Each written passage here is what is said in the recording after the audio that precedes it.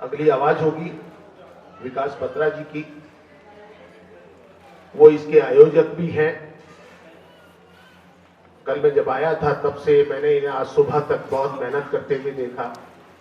मेरा भी इन्होंने सहयोग किया लिस्ट बनाने में। एक कर्मठ व्यक्ति के रूप में विकास बत्रा जी से मेरी आज पहचान हुई है और बहुत अच्छे कॉमिस्ट हैं। तो अगली आवाज विकास बत्रा जी।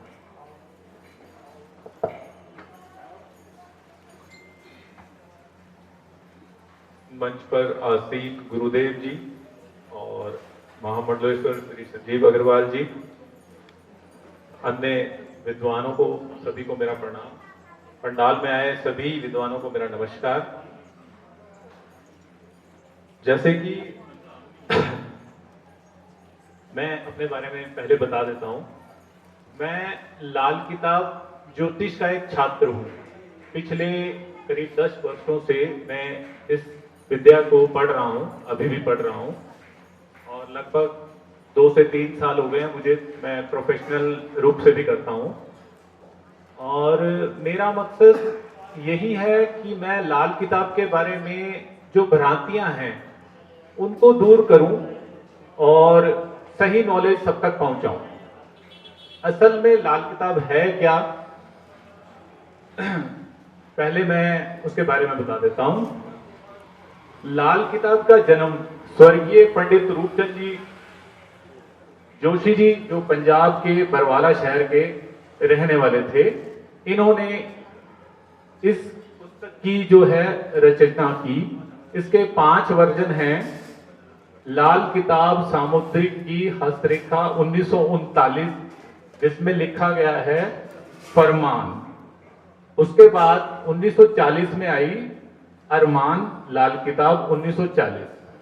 उसके बाद इन 2 किताबों के बाद पंडित जी ने 1941 में एक छोटी सी किताब रखी थी, उसका नाम रखा था गुटका। उसे बड़े प्यार से वो गुटका कहते थे। किताबें मैं लाया हूं लेकिन नीचे रूम में है, मैं जी से कहूंगा कि वो प्लीज मंगवाएं। तो उसके बारे में मैं थोड़ा सा आपको बताऊंगा। समय हालांकि कम है, फिर भी मैं कोशिश करूंगा जितने कम समय में लाल किताब के बारे में बता सकूं। अक्सर लाल किताब को सिर्फ उपायों की किताब समझा जाता है और कुछ लोग तो टोने टोटके की किताब समझते हैं, जो कि ऐसा बिल्कुल भी नहीं है। ये भ्रम है। केवल और केवल भ्रांतियां फैलाई जाती हैं कुछ ऐसे व्यक्तियों के द्वारा जो शायद ईर्ष्या रखते हैं, जलन रखते हैं। हस्तरेखा पर आधारित 1939-40 लाल किताब है। लाल किताब को पढ़ने का तरीका बिल्कुल डिफरेंट है। जैसा कि हर विद्या की अपनी अपनी भाषा होती है क्षेत्र के अनुसार। अब संस्कृत हमारी सबसे पुरानी भाषा है, जिसमें हमारे सभी वेद लिखे गए हैं। ऐसे ही जब 1939 में लाल किताब लिखी गई थी, वो उस वक्त की जो प्रचलित भाषा थी नॉर्थ साइड में, वो थी उर्दू भाषा, जिसका इस्तेमाल आज भी कोर्ट कचहरियों में किया जाता है। इस भाषा की वजह से भी लोगों को लगता है कि ये मुसलमानों की किताब है। पहली बात तो किसी धर्म में कोई भेद नहीं है। जहां से जो चीज मानव कल्याण के लिए मिले उसको ग्रहण करके और सबका भला करना चाहिए, ठीक है। लेकिन कुछ मानसिकता होती है कि नहीं ये मुसलमानी है, ये ऐसे वैसे, चाहे चुपके से सब जाके वहां करवाते हो। लेकिन पहली बात मैं भ्रम को दूर कर रहा हूं कि वो कोई ऐसी मुसलमानी इल्म तंत्र नहीं है, कोई टोना टोटका नहीं है। इसको समझने के लिए आपको खुद लाल किताब पढ़नी चाहिए, जो खास तौर पे हस्तरेखा पे काम करते हैं। क्योंकि हस्तरेखा से जन्म कुंडली बनाना और वैदिक ज्योतिषी कुंडली को हस्तरेखा पे उतार लेना और उसके बाद जब आप उसकी प्रेडिक्शन करते हैं, उससे लाभ देंगे, वो बहुत ही अद्भुत होगा और बहुत जल्दी फायदा करने वाला होगा। अब लाल किताब है वो हस्तरेखा पे किस तरह से आधारित है, ये बहुत लंबा विषय है, फिर भी मैं थोड़ा सा समझाने की कोशिश करूंगा। धन्यवाद युगल जी।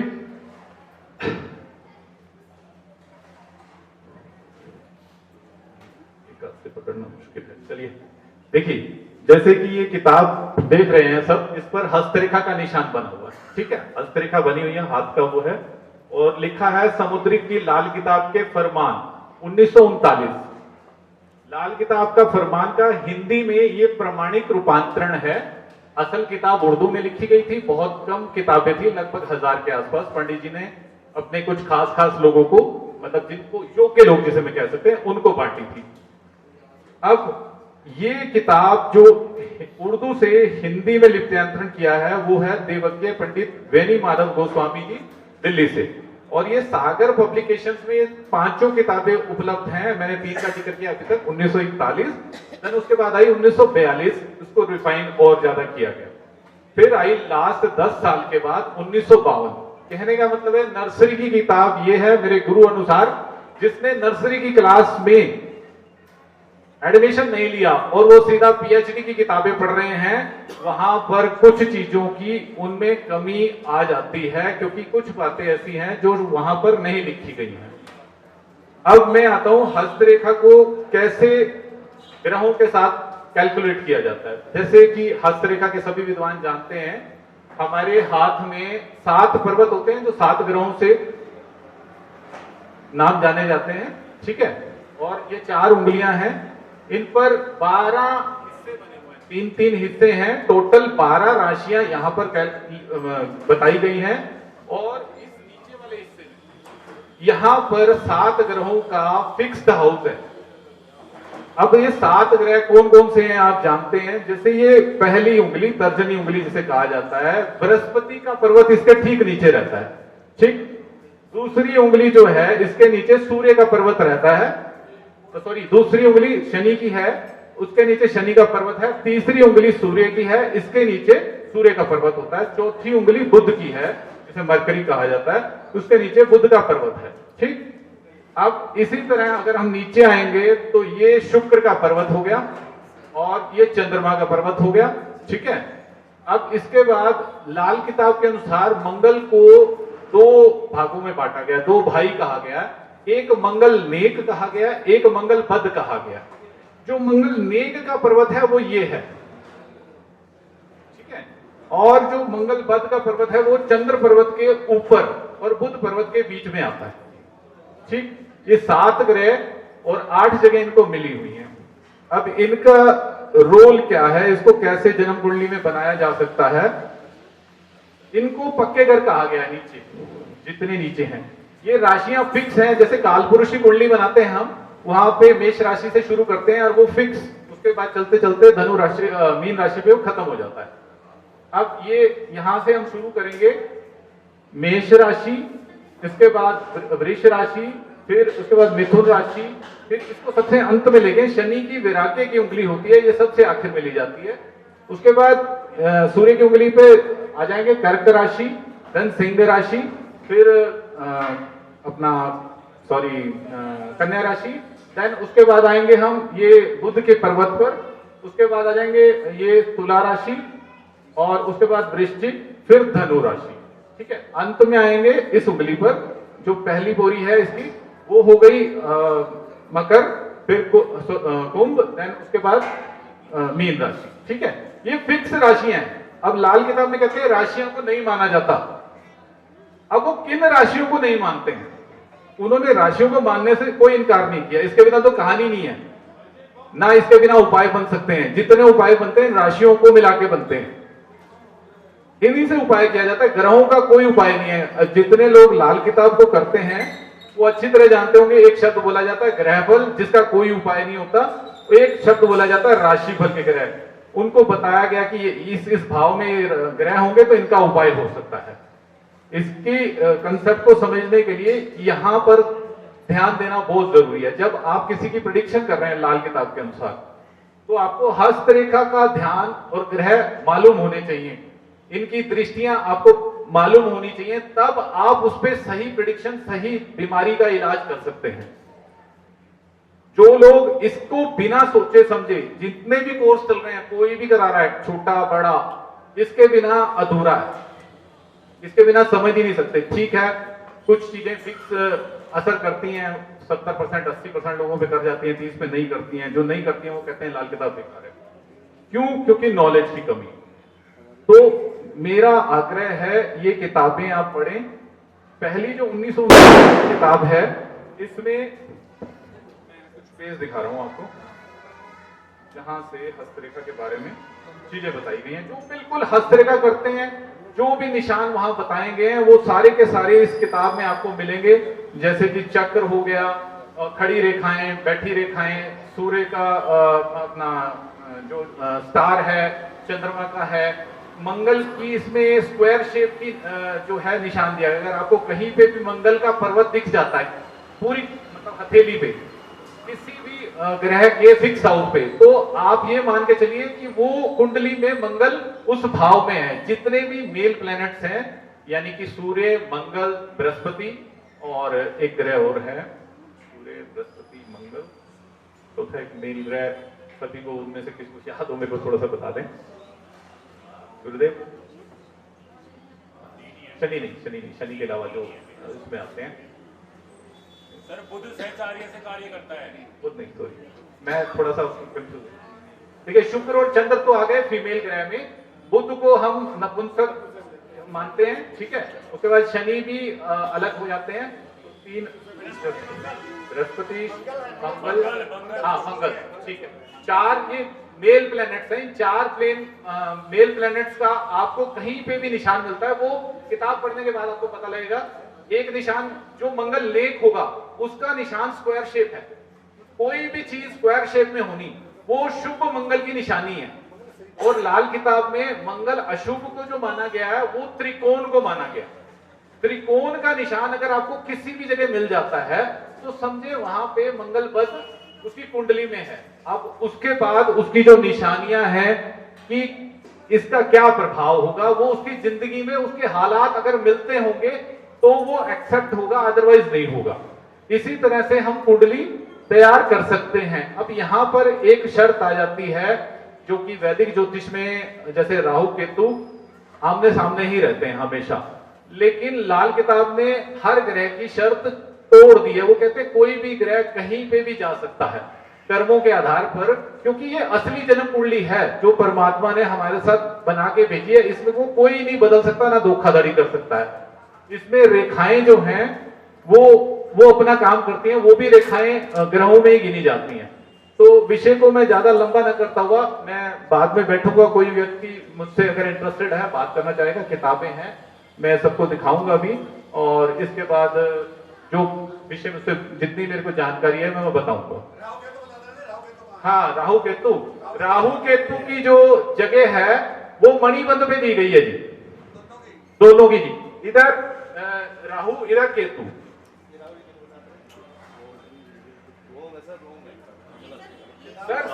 सर मेरी सुनिए बात। मैं आपके बात को मैं आपको वो चीज बताऊंगा वो कैसे है, वो लाल किताब के अनुसार है। इसको आप कन्वर्ट करेंगे ना, मैं आपको बताऊंगा। हो सकता है थोड़ी सी मिस्टेक मेरे को हो रही हो, मैं यहां खड़ा हूं, इधर या इधर।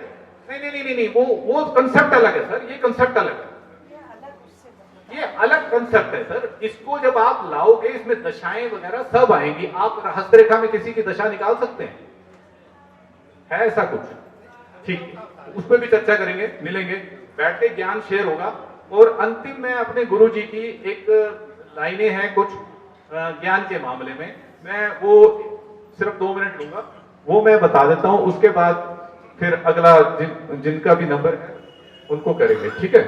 ये मेरे गुरु जी के शब्द हैं, लाल किताब की कुछ लाइनें हैं, हूबहू उन्हीं की लाइनें मैं बता रहा हूं। मेरे आदरणीय गुरु जी हैं स्वर्गीय मिल्खराज बांगला जी, जिन्होंने लाल किताब को पढ़ने का तरीका समझाया कि किस तरह से पढ़ के आप समझ सकते हैं। वो कहते हैं लाल किताब में अलंकारिक शब्दों में कुछ बातें लिखी हैं। लाल किताब में ज्ञान और गुरु का महत्व क्या है, हूबहू उन्हीं की एक एक वर्ड के अनुसार मैं बताने की कोशिश कर रहा हूं। आपको हो सकता है पसंद आए ना आए। लाल किताब के विद्यार्थी इन 4 लाइनों पर ध्यान दें। सूरज के बगैर किस्मत एक अंधेरी चीज है। सूर्य यानी कि प्रकाश, और किस्मत लाल किताब में कहा गया है बृहस्पति को, यानी 9th भाव भाग्य का जो होता है, ठीक। और हवा के बगैर सूरज की गर्मी दम घोट देने वाली होती है, ठीक। जिसका सूरज उच्च होता है, जमाने की हवा उसके पांव पकड़ती है, मंगल की लाली उसे सुरुख रूह कर देती है, यानी कि उसे जमाने यानी कि समाज की हर तरह से मदद मिलती है। सूरज की रेखा जितनी शाखदार होगी उतनी ही मजबूत होगी। ये लाइनें लाल किताब में दर्ज हैं। पहली दो लाइनों के मतलब जो है लाल किताब की ये लाइनें बताती हैं कि ज्ञान और गुरु क्या है और इनका आपस में क्या ताल्लुक है। इल्म या ज्ञान का कारक सूरज और ज्ञान की रोशनी को आगे चलाने वाली हवा का कारक गुरु लाल किताब में गिना गया है, या बृहस्पति। यानी गुरु और ज्ञान और गुरु दो अलग अलग चीजें हैं। सूरज अगर ज्ञान है तो इस ज्ञान को चलाने वाला यानी एक स्थान से दूसरे स्थान, एक इंसान से दूसरे इंसान तक पहुंचाने वाला गुरु या बृहस्पति है। गुरु को हवा भी कहा गया है।